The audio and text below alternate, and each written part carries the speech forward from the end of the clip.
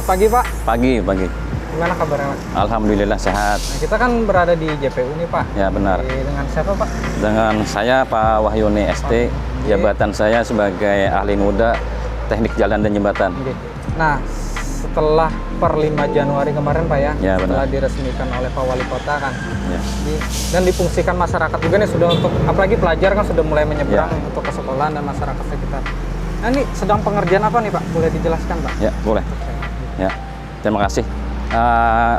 Pertama-tama kami dari Dinas Pekerjaan Umum dan Penataan Ruang Kota Banjarbaru untuk di tahun 2023 ini kami melakukan bangunan-bangunan dari pelengkap untuk menunjang dari penggunaan JPU ini. Karena selama ini kami lihat dari JPO setelah dibangun, antusias warga masyarakat baik itu dari Kota Banjarbaru ataupun dari luar Kota Banjarbaru, luar daerah lah, mereka cukup antusias untuk datang ke lokasi JPU kita ini. Sebagaimana kita lihat, kita tahun ini sudah berupaya melakukan pembangunan trotoar dari sisi di sini Jalan Putri Junjung Buwih maupun dari sisi Pangeran Sunanta. Kenapa alasan kami bangun trotoar ini? Tujuan kami adalah untuk memberikan kenyamanan dan keamanan para pengguna jalan yang akan mempergunakan fasilitas JPO. Karena sebagaimana kita lihat selama ini dari sisi jalan utama Jalan Putri Junjung Buwih masih terdapat ada beberapa mobil-mobil yang parkir di dekat di area JPU ini. Jadi kami lihat ini cukup membahayakan para pengguna jalan. Trotoar ini kami bangun salah satunya dengan memberikan kenyamanan dan keamanan para pejalan kaki. Mereka tidak lagi berjalan di sisi jalan kita. Mereka akan naik ke jalan trotoar yang kita bangun. Karena dari kondisi yang ada ini, kami sudah melakukan upaya koordinasi dengan pihak Dinas Perhubungan Kota Banjarbaru. Kami meminta agar mereka bisa melakukan penataan atau istilahnya penertiban untuk parkir-parkir yang di sisi Jalan Putri Junjung Buwih. Karena kita lihat masih sangat membahayakan para pengguna jalan kaki. Nanti kalau sudah ditertibkan nih Pak ya, untuk parkir yang di sini, nanti diarahkan kemana Pak untuk parkirnya? Nah, jadi untuk parkirnya di sini mungkin kita tunggu kajian dari pihak Dinas Perhubungan. Nah, yang seperti yang ada nih Pak, di trotoarnya nanti bentuknya seperti apa nih Pak? Ya. Trotoar yang di sini nih Pak. Gini, jadi ini kita bangun sisi luarnya sebagai pengunci dari trotoar, namanya kastin. Habis kastin kita pasang, nanti kita melakukan penimbunan tanah di sisi bagian dalam ini. Berarti nanti di sini diuruk gitu Pak ya? Iya benar. Kita sisi dalam kita uruk dan isi dengan tanah. Habis itu di atasnya kita tutup dengan paping. Paping. Ya. Kalau yang di tengah ini Pak, fungsinya seperti apa sih Pak? Kalau bisa dijelaskan Pak. Jadi untuk sisi yang tengah ini kita sudah misalnya memberikan fasilitas untuk para disabilitas yang menggunakan kursi roda yang akan menyeberang ke sisi seberang sana. Jadi sebenarnya ini jalurnya kita peruntukkan memang untuk disabilitas, tapi kadang-kadang ini masyarakat masih kurang mengerti dan masih kurang jelas apa fungsi dari jalur yang tengah ini kami bangun. Kan beberapa waktu yang kemarin kan sudah ada viral tuh Pak ya? Iya benar. Sepeda motor naik ke atas. Ya. Nah jadi salah satu tujuan dari kami membangun trotoar ini juga salah satunya untuk mencegah dari oknum-oknum yang tidak bertanggung jawab dengan menyalahgunakan fungsi dari JPU ini. Untuk ukurannya sendiri Pak, apakah sudah sesuai dengan kursi roda tersebut Pak? Jadi dari sisi ukuran untuk jalur disabilitas ini sudah kami pelajari dari pedoman-pedoman peraturan pemerintah yang ada. Kami sudah membangun sekitar lebar 70 cm. Jadi sudah kami pelajari memang 70 cm itu masih bisa untuk dilalui oleh kursi roda. Mungkin nanti ya sebagian masih dibantulah oleh orang untuk didorong. Kemudian juga untuk yang di ini dari sisi kanan kiri ini nanti akan kami lengkapi kanan kiri petunjuk. tangga ini Pak ya? Iya, kanan kiri tangga ini. Oke. Akan kami lengkapi petunjuk mengenai rambu-rambu di mana para pejalan kaki di saat naik dan turun. Kami akan memasang rambu di sisi bagian depan. Akan kami pasang rambu petunjuk bahwa itu posisi sebelah kiri adalah naik dan posisi kanan adalah posisi turun. Gitu Pak ya? Kemudian di posisi tengah akan kami pasang rambu jalur kursi roda. Petunjuk untuk disabilitas. Iya, benar. Selain disabilitas kursi roda, jalur tengah nih bolehkah untuk sepeda Pak? Nah, jadi kemarin kami dari ini dari kami Bina Marga terus sudah berkoordinasi ke kepala bidang kami, apakah boleh dilewati oleh sepeda. Iya Pak. Jadi kemarin khusus untuk pengguna sepeda masih kami perbolehkan untuk menggunakan jalur tengah, tapi dengan catatan masih dengan dituntun aja di bawahnya. Ya. Berarti dari bawah sampai naik ke sini tetap harus dituntun Pak ya? Iya, karena kasihan kadang-kadang mereka jalur sepeda kan langsung menyeberang ke sisi seberang sana, tapi cukup jauh ke sana. Putar baliknya Pak ya? Putar baliknya sana. Siap. Jadi kami masih perbolehkan untuk jalur sepeda. Nah Pak, dengan kondisi yang sudah ada nih Pak, sisi kebersihannya seperti apa Pak? Nah ya, untuk sisi kebersihannya kemarin kita sudah koordinasi dengan pihak Dinas Lingkungan Hidup Kota Banjarbaru. Kita sudah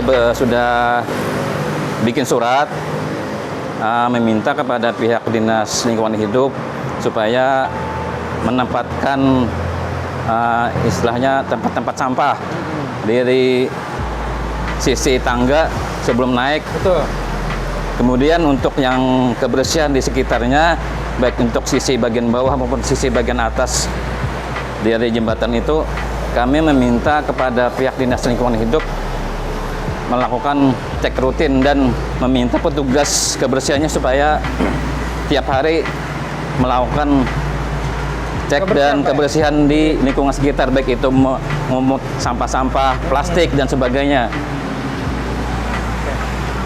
Untuk himbauan sendiri Pak bagi masyarakat Pak, Ya, lihat kan beberapa waktu sebelumnya kan banyak puting rokok nih Pak ya di benar. area JPU Pak. Nah, Apa Pak himbauannya Pak untuk masyarakat sendiri Pak? ya, sebenarnya kami sudah yakin dengan masyarakat Kota Banjarbaru yang sudah istilahnya sudah cerdas lah untuk menjaga kebersihan mereka, apalagi kita dengan adanya bangunan JPU yang baru ini, kami sangat menghimbau kepada masyarakat yang menggunakan fasilitas JPU ini supaya sama-sama memelihara dan menjaga kebersihan. Artinya mereka jangan sampai lagi membuang puntung-puntung rokok ada jembatan ini, karena sebagaimana kita sadari bahwa dari sisi Sungai Sunata ini ada cukup membahayakan. Betul Pak. Kalau mereka tidak peduli dengan lingkungan sekitar, apalagi samping dari Sungai Sunata ini kan ada SPBU, karena SPBU ini sebagaimana kita ketahui rentan dengan puntung rokok. Betul. Jadi cukup membahayakan. Kemarin kita ada beberapa masukan dan kritik dari masyarakat bahwa kalau bisa untuk sisi di Sungai Sunata ada semacam larangan lah, larangan untuk merokok. Ini Pak ya larangannya Pak, sudah ada ya Pak? Jadi, ya benar. Jadi ini salah satu upaya kami dari pemerintah Kota Banjarbaru dengan memasang tanda-tanda larangan. Nah ini pemirsa larangannya bagi masyarakat, tolong benar jangan berokok di JPU. Ini sudah ada nih, kena denda 500.000 atau kurungan 3 hari. Tolong benar jaga kebersihannya. Oke Pak, lanjut Pak. Dari segi keamanan Pak ya sudah dipasang juga CCTV Pak ya dari Diskominfo Banjarbaru nggih.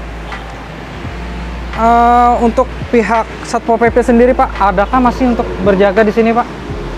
Ya, untuk jaga keamanan dan jaga istilahnya ketertiban di JPU ini. Siap. Ya, Satpol PP sudah kami minta bantuannya untuk standby atau jaga di JPU setiap harinya. Setiap harinya. Mereka pun sudah ada bikin jadwal masing-masing petugasnya dari siang ataupun malam. Jadi khusus untuk jam kerja mereka ada jadwalnya dari siang sampai ke sore hari. Terus setelah itu dari sore hari nanti ada lagi lanjut yang tugasnya. Oh, ganti shift gitu Pak ya? Ya, Iya, itu untuk siap. hari kerja. Hari kerja. Nah, untuk hari liburnya sendiri Pak?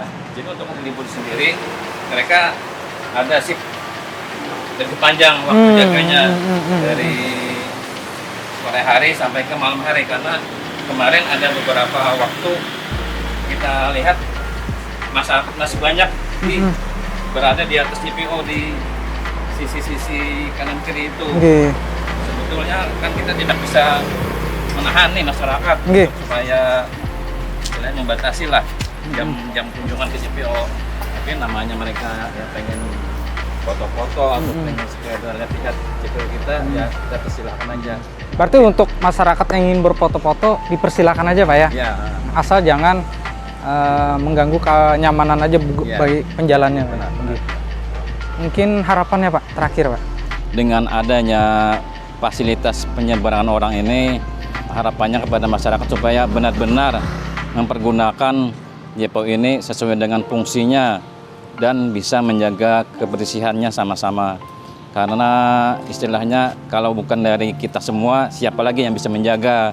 Kalau tidak dari masyarakat sendiri yang sadar diri dengan menjaga kebersihan bersama, dengan adanya fasilitas JPO ini, kita otomatis akan nyaman menyeberang ataupun mempergunakan fasilitas JPO ini.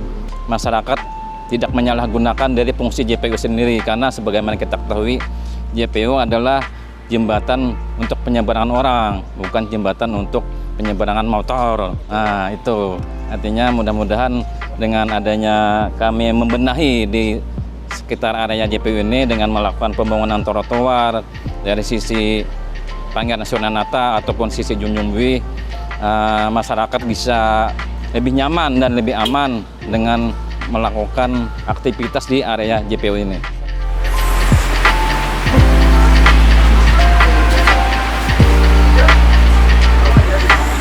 Oke pemirsa, itulah tadi kita ngobrol singkat dengan Pak Wahyuni, pihak dari PUPR sendiri. Nah, bagi masyarakat Kota Banjarbaru sendiri, gunakanlah fasilitas JPO ini sendiri sebagaimana fungsinya, sebagaimana mestinya, yaitu untuk penyeberangan orang, bukan untuk sepeda motor, disabilitas juga, dan untuk pengguna sepeda dengan cara dituntun. Pemerintah Kota Banjarbaru sendiri akan terus berbenah dan mendengarkan keluh kesal, saran, kritik demi pelayanan Kota Banjarbaru yang lebih juara. Terima kasih. Wassalamualaikum warahmatullahi wabarakatuh.